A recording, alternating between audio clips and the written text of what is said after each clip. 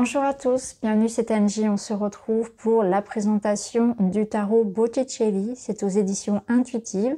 On va tout de suite le découvrir ensemble. Je vais le sortir de sa boîte. Vous pouvez remarquer déjà au niveau de la boîte des reliures. Ici, on a du surbrillant. Voilà, très joli. Donc un tarot, 78 cartes. On a un petit livret. On va regarder tout ça. Au niveau des tranches, on est sur un format classique. On est sur un format tarot également classique. On a un petite marge noire tout autour. Vous retrouvez le numéro de la carte en haut, son titre ici en bas. Donc on voit aussi sur les cartes qu'il y a des surbrillances, des dorures, comme un effet un petit peu relief.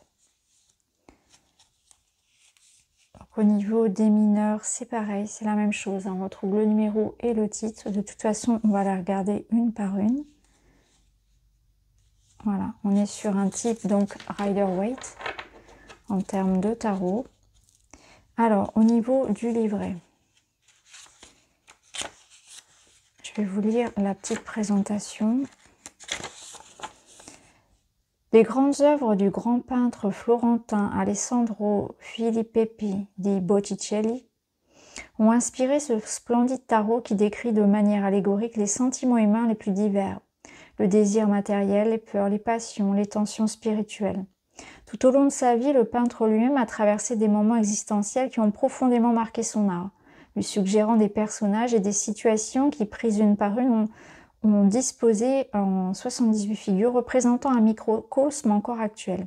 Pour cette raison, la divination avec le tarot de Botticelli est vraiment particulière, comme si en parcourant de manière rituelle les arcanes majeures et mineures, on pouvait voir dans une dimension supérieure sa propre réalité ou celle des autres.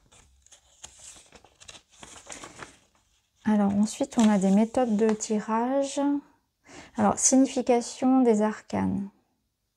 Donc ici, vous avez voilà, quelques petites informations concernant les cartes. Alors, par exemple, les 4 As représentent toujours le début de quelque chose ou la réalisation d'un résultat. Les 36 cartes numérales sont des expressions de situations qui sont sur le point de se produire ou déjà en cours. Les 16 cartes de cours représentent des personnes à proprement parler qui ont, dans le passé, présent ou futur, une influence directe sur la vie du consultant. Quand elles sont renversées, toutes les cartes doivent être lues de manière différente par rapport à la position naturelle.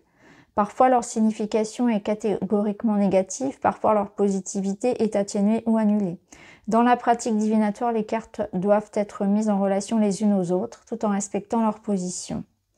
Après, on vous explique qu'on vous donne ici des descriptions qui sont bien sûr toujours suggestives. Et d'ailleurs, ici, c'est pareil. Pour certains, les cartes de cours sont des énergies et pas forcément des personnes en particulier. Donc ça, c'est à vous après de voir la convention que vous avez avec votre façon de lire le tarot. C'est personnel et ça peut même changer d'un tirage à un autre. Ensuite, donc, vous avez une méthode de tirage ici.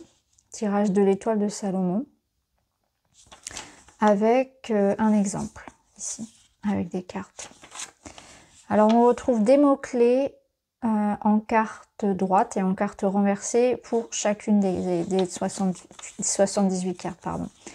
Donc, vous avez, par exemple, ici, pour le battleur, l'adresse, l'astuce, la diplomatie, la perspicacité, la volonté, et en renversé, charlatanisme, embrouille, arrivisme.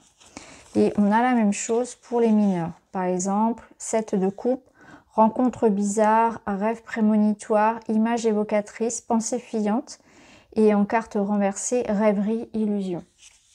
Donc c'est très, voilà, c'est très succinct.